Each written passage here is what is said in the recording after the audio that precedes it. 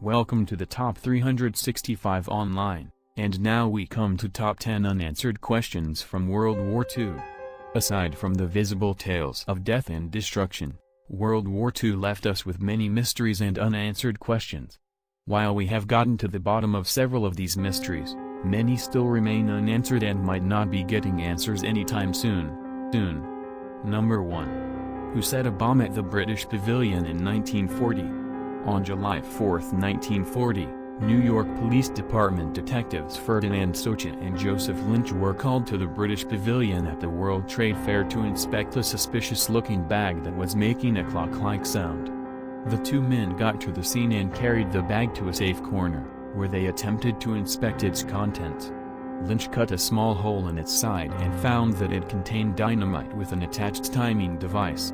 The bomb exploded soon after, killing Socha and Lynch and injuring 4 other detectives, one of whom lost an eye. No one knows who was responsible for the bomb, which left a crater 1.5 meters, 5 feet, wide and 1 meter, 3 feet, deep.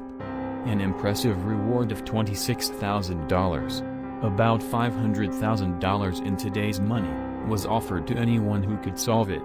Suspects included the German Bund, a U.S. fascist group, the Irish Republican Army, IRA, several communist groups, the Christian Front, and the British government.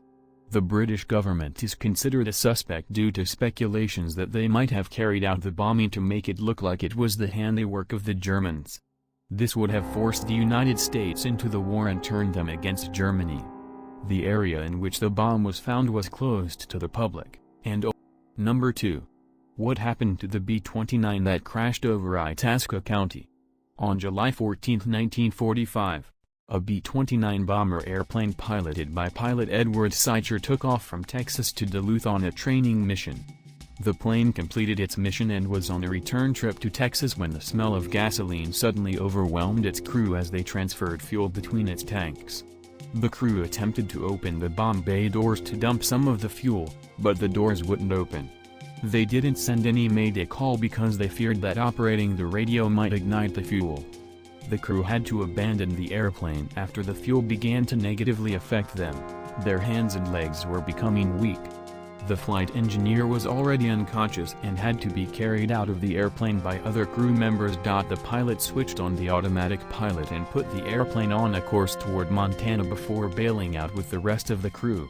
The men had never bailed out of an airplane before, yet they still managed to get to the ground, dropping safely into several fields and lakes in Itasca County, Minnesota, with only 2 people suffering injuries. The airplane was never seen again. 2 people reported seeing the airplane crashing into a lake, and there are also speculations that it might have blown up or passed over the country and crashed into the Pacific Ocean. Another pilot had initially refused to fly the airplane because it smelled of gasoline.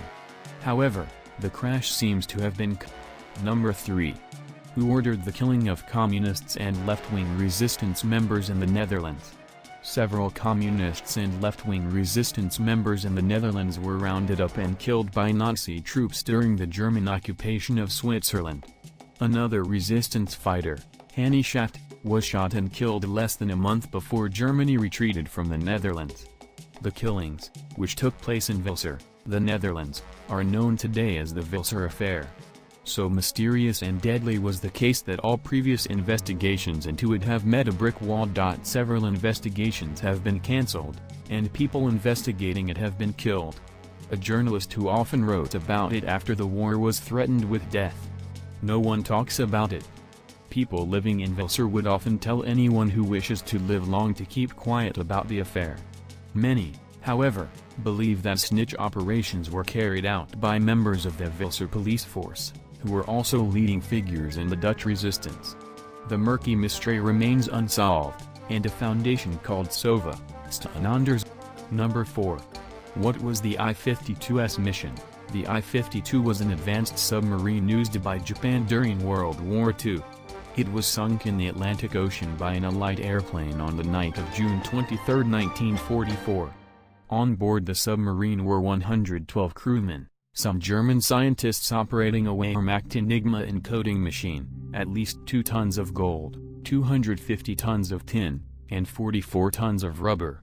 There were also several tons of opium, tungsten, molybdenum, magnesium, and quinine. Considering the high quantity of crucial war supplies on board, many believe that the submarine was transporting them to the German government in exchange for German military technology. Others believe that it was carrying a peace proposal between the United States and Japan. Declassified World War II military documents revealed that Yoshikazu Fujimura, Japan's naval attaché to Switzerland, who had been in talks with the United States, intended to meet. Number 5. What happened to Heinrich Mueller? Heinrich Mueller was a top Nazi officer and commander of the Gestapo. Often called Gestapo Mueller to differentiate him from another Nazi commander of the same name, he ran spy rings for the Nazi government, was a leading figure in the Holocaust, and remains the only high-ranking Nazi official whose fate is still a mystery. Whether he died, escaped, or was killed in captivity, or deliberately freed to become a spy for the CIA or the Soviet Union, is one question that remains unanswered. There were initially speculations that he died and was buried in a grave in Berlin. The grave in question was exhumed, and the remains were found to be of two unknown soldiers and not Mueller's. Adolf Eichmann, another top Nazi commander who was arrested in 1960, said that he believed Mueller had survived. The CIA, however, made it clear that it never came across Gestapo Mueller, although the Allies did come across several Heinrich Muellers. As it turned out, Heinrich Mueller was a very popular and common name in Germany.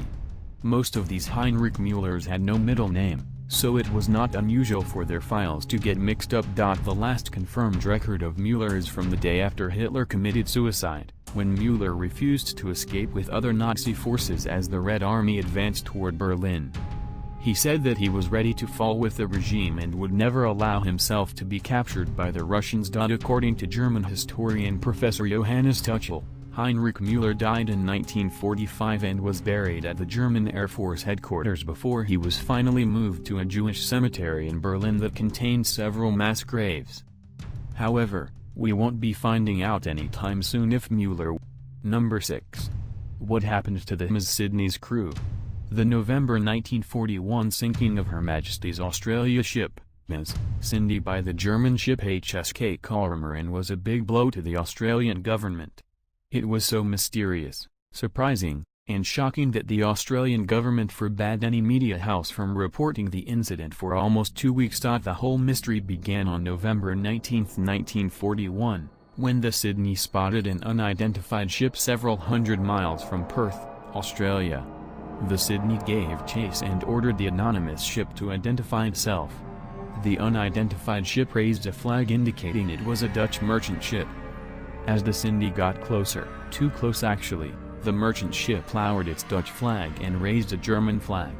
As it turned out, it was a German warship called the HSK Cormorant. Not surprisingly, a naval battle began, with both ships engaging with torpedoes, machine guns, and every other weapon they had on board. The Cormorant damaged the Sidney's guns, turret, bridge, tower, and bow. The Sidney, in return, damaged the Cormorant's engine, effectively rendering it immobile. In time, both ships were on fire. The Cormorant's crew abandoned their ship when their fire became unbearable, but the same could not be said of the Sidney's crew, who turned their burning ship and sailed away from the scene. The 645-man crew was never seen again. 9 days after the ship and its crew went missing, one of its lifeboats was found at sea by another Australian warship. Number 7.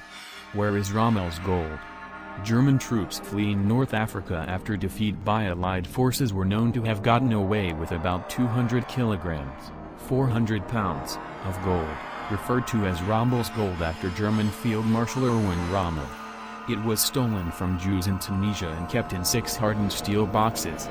There are 3 major theories as to what happened to the gold. It was either hidden somewhere in the vast deserts of North Africa, sent to Germany, although it never got there, or deliberately sunk somewhere off the coast of Corsica, a French island in the Mediterranean Sea.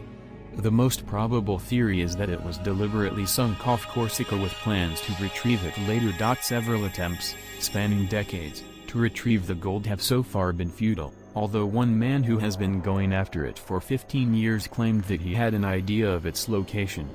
Anyone who finds the gold would be required to share it with the French government. Number 8. Who read Winston Churchill's speeches on BBC? Due to technological constraints, British Broadcasting Corporation, BBC, radio was unable to record or air Winston Churchill's speeches directly from the House of Commons. Churchill was required to go over to their station to repeat his speeches. Since he was probably too busy to do so, an actor was hired to do it. The actor in question was Norman Shelley, who claimed that he read several of Winston Churchill's speeches, including their famous and morale-boosting "We shall fight them on the beaches" and "Their finest hour." He claimed he was so good at mimicking Churchill's voice on radio that Churchill himself congratulated him. Members of Churchill's camp, however, dispute this. They insist that Churchill read his speeches himself. Besides, if the BBC was going to get someone to repeat the speeches on radio, they would most probably have used one of their staff and not a paid actor. Supporters of both camps have been debating this issue for some time. We don't know who to believe, and the discovery of a September 1942 record titled BBC, Churchill, Speech. Artist Norman. Number 9. Why did Hitler stop the German army from decimating the Allies at Dunkirk? After France's swift and surprising fall during World War II, what remained of the French army, along with British and Belgian troops, retreated from the mainland to the port of Dunkirk. With the ocean behind them and the Germans coming from the opposite direction, the Allies were truly between the devil and the deep blue sea. Just before the Germans could launch an assault and reduce the thousands of Allied forces at the beach to nothing, Hitler ordered them to stand down, and for the next 3 days, the German forces looked on as the Allies were evacuated with boats, ships, yachts, and anything else that could sail. Why did Hitler order the German assault force to stand down? An assault on the Allied troops at Dunkirk would have had an unforgettable effect on the war. It would have dealt a serious blow to the British Army and led to the complete defeat of the French army. Before he committed suicide, Hitler said that the order was a sporting gesture, meant to lure England into talks with Germany so they could end the war. Many dispute this, however. They believe that Hitler had a bitter rivalry with his generals and was trying to show them that it was he who decided where, when, and how German troops fought. Others believe that Hitler was surprised by the swift fall of France, and he feared the retreat to Dunkirk was a trap.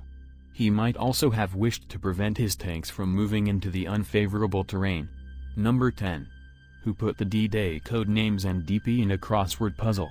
The word DP turned out to be one of the solutions to a crossword puzzle in Daily Telegraph newspapers in August 1942.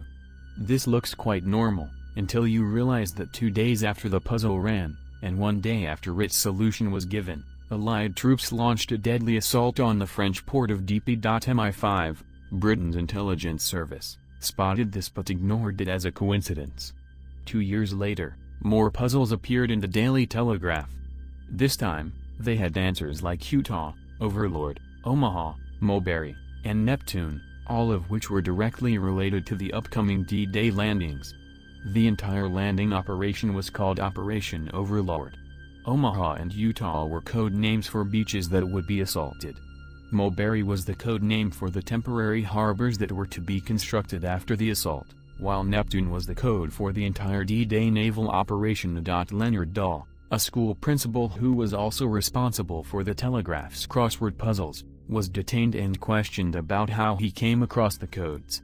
No one really knows how, since he refused to speak about his time in detention. In 1984, one of his former students named Ronald French revealed that Dahl used to make him and several others fill blank crossword puzzles.